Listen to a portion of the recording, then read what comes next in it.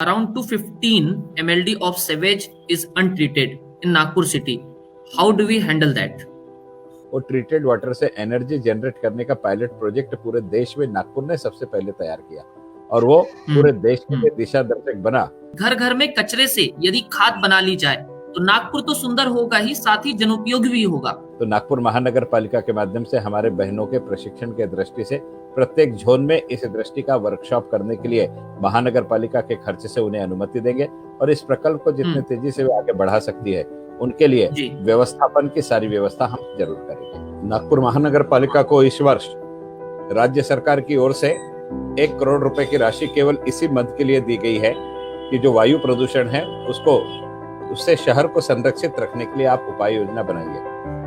मैं कल ही निर्देश दूंगा जिससे आने वाले 2 दिन में आपको ये चीज देखने के लिए मिल जाएगी। मैं समस्त नगर वासियों से निवेदन करना चाहता हूं कि इस शहर के पर्यावरण की रक्षा की जितनी जिम्मेदारी महानगर पालिका की है उतनी ही जिम्मेदारी इस शहर में रहने वाले नागरिकों की भी है। नागपुर का नागरिक अगर जागरूक होकर के कदम उठाएगा तो उसको सकारात्मक सहयोग का विश्वास हम दिलाते हैं।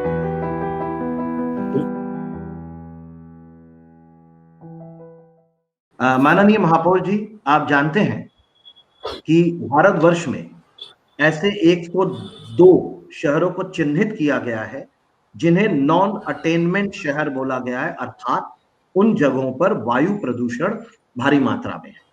महाराष्ट्र के 17 शहर इन 102 शहरों में है और नागपुर भी इस शहर में है। नागपुर एक विकासशील शहर है, यहाँ पे मेट्रो का काम चल रहा है, यहाँ फ्लाईओवर्स बन रहे हैं, यहाँ कई कंस्ट्रक्शंस हो रहे हैं जिसके कारण सस्पेंडेड पार्टिकुलेट मैटर काफी ज्यादा मात्रा में है और वायु प्रदूषण हमारे शहर में है।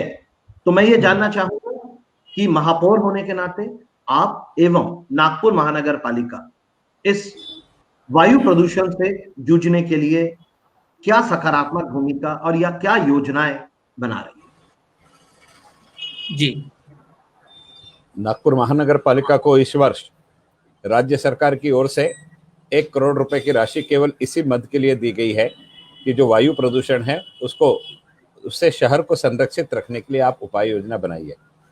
कौस्तुभ जी, आपको पता है महानगर पालिका अगर पर्यावरण को लेकर के कोई भी योजना बनाती है तो पर्यावरण विदों से चर्चा करके ही बनाती है, उसके बगैर नहीं बनाती है। यह 1 करोड़ रुपए की निधि का संचालन करने के लिए किस प्रकार की उपाय योजना हमें करनी चाहिए, इसके सुझाव अगर आप देंगे और आपकी टीम देगी और आपके साथियों के साथ मिलकर के आप देंगे।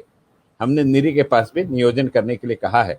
निरी ने हमें कुछ प्लांटेशन की स्पाइसेस बताई है कि इस विशेष प्रकार के प्लांटों को अगर आप शहर में लगाएंगे तो इससे पर्यावरण में संवर्धन हो सकता है।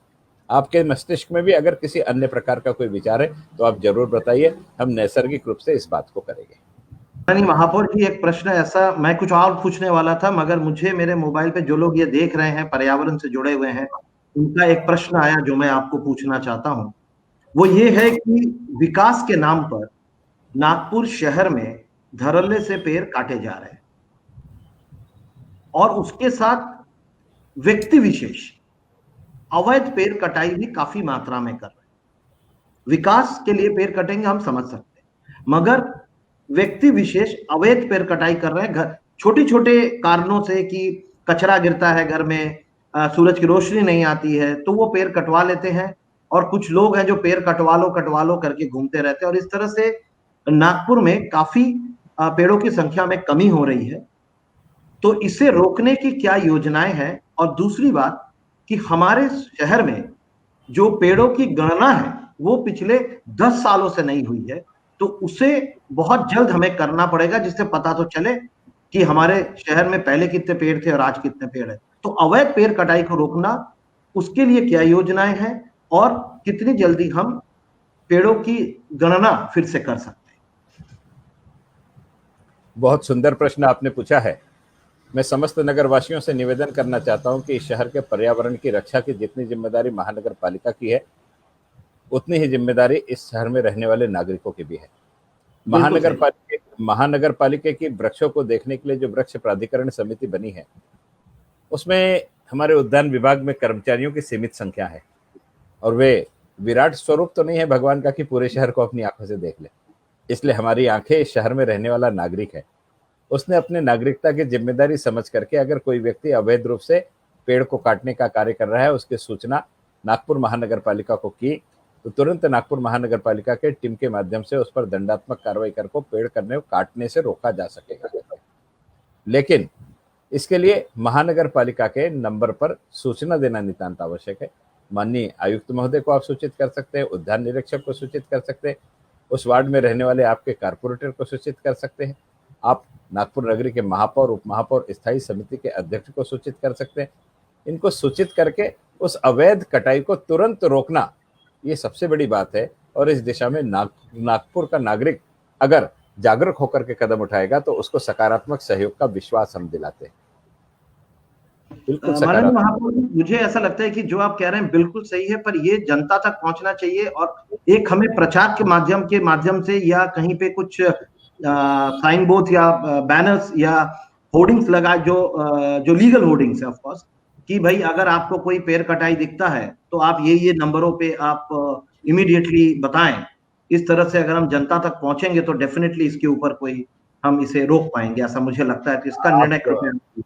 आपकी बात को मैं तुरंत स्वीकृत करता हूं। महानगर पालिका के स्मार्ट सिटी के हमारे जितने कियोस्क है, इन सारे कियोस्क के ऊपर में यह नंबर देकर के लोगों तक पहुंचाने के लिए मैं कल ही निर्देश दूंगा, जिससे आने वाले 2 दिन में आपको यह चीज देखने के लिए मिल जाएगी। शंकर जी, अरुणा गजभिये जी ने एक बहुत अच्छा सुझाव भी दिया है और महानगर पालिका और नागपुर के लिए काफी बेहतर है कि घर घर में कचरे से यदि खाद बना ली जाए तो नागपुर तो सुंदर होगा ही, साथ ही जनोपयोगी भी होगा। ऑर्गेनिक कंपोस्ट बढ़ेगा। हम काम कर रहे हैं, सहयोग की अपेक्षा क्या नागपुर महानगर पालिका से कर सकते हैं? घर घर में कंपोस्ट बनाना चाहिए, यह तो देश के प्रधानमंत्री जी ने भी कहा, नागपुर महानगर पालिका के मुझसे पूर्व महापौरों ने भी कहा। लेकिन बहुत दुख के साथ कहना पड़ता है कि घर में कचरा बनाने के लिए जिस प्रमाण में नागरिकों का सहयोग मिलना चाहिए था, घर में खाद बनाने का काम उस प्रमाण में नहीं हुआ। प्रशिक्षण देने की नितांत आवश्यकता है और उस प्रशिक्षण के बाद मैं चाहता हूं कि मेरी बहन अगर इस प्रकार से नागरिकों को प्रशिक्षित करने के लिए कोई प्रोजेक्ट करना चाहती है तो नागपुर महानगर पालिका के माध्यम से हमारे बहनों के प्रशिक्षण के दृष्टि से प्रत्येक जोन में इस दृष्टि का वर्कशॉप करने के लिए महानगर पालिका के खर्च से उन्हें अनुमति देंगे और इस प्रकल्प को जितने तेजी से आगे बढ़ा सकती है उनके लिए व्यवस्थापन की सारी व्यवस्था हम जरूर करेंगे। जी, बहुत शुक्रिया आदरणीय दयाशंकर तिवारी जी। एक प्रश्न आया है, श्रेया जोगे जी ने पूछा है, around 215 MLD of sewage is untreated in Nagpur city, how do we handle that? Nagpur महानगर पालिका के माध्यम से इस दृष्टि से हम लोग लगातार काम कर रहे हैं। नागपुर महानगर पालिका में पहले केवल 100 MLD ही हमारा ये ट्रीटमेंट होता था, लेकिन इसको बढ़ा करके हमने इसकी क्षमता को बहुत आगे तक बढ़ा दिया है। आने वाले समय में हम 100% सीवरेज को ट्रीट करने के दिशा में अग्रसित होने का काम कर रहे हैं और कुल मिलाकर के हमारा जो नाग नदी का प्रोजेक्ट है, उस नाग नदी के प्रोजेक्ट में हम जगह जगह सीवरेज को ट्रीट करने के दृष्टि से वहां पर प्रकल्प में नियोजन किए हुए हैं। नागपुर शहर में जो सीवरेज बह करके नदी में जा रहा है उसको रोकने का हम लोग काम करने की दिशा में कार्य कर रहे हैं और हमारा नदी का जो गंदा पानी है उसको भी ट्रीट करने की दिशा में हम लोग कार्य कर रहे हैं। आने वाले कार्यकाल में हम 100% सीवरेज को ट्रीट कर सकेंगे, इस दिशा में हम लोग कदम बढ़ाने जा रहे हैं। पहले जो स्थिति थी इससे कम से कम 5 गुना अच्छी स्थिति नागपुर शहर में पिछले 10 वर्षों में हम लोग सत्ता में रहने के बाद और महाराष्ट्र सरकार और केंद्र सरकार से हमें निधि मिलने के कारण हम लोग कर सके। मुझे ये कहते हुए गर्व महसूस हो रहा है कि सीवरेज वाटर को ट्रीट करके वो ट्रीटेड वाटर से एनर्जी जनरेट करने का पायलट प्रोजेक्ट पूरे देश में नागपुर ने सबसे पहले तैयार किया और वो पूरे देश के लिए दिशा दर्शक बना और उसके कारण नागपुर म्युनिसिपल कॉर्पोरेशन को रेवेन्यू भी मिला और जो रॉ वाटर प्लांट में जनरेशन के लिए जाता था वो रिजर्वेशन भी नागपुर म्युनिसिपल कॉर्पोरेशन को मिला। तो हमारा पानी भी बढ़ा, पानी बढ़ने के अलावा महानगर पालिका को आय भी मिली और जो गंदा पानी यहाँ से बह करके गोशी खुर्द में जाकर के गोशी खुर्द को गंदा करता था वह गंदगी भी समाप्त हुई और बिजली उत्पादन में अच्छा पानी न लगते हुए हम इस पानी का नियोजन कर रहे हैं। क्या बात है।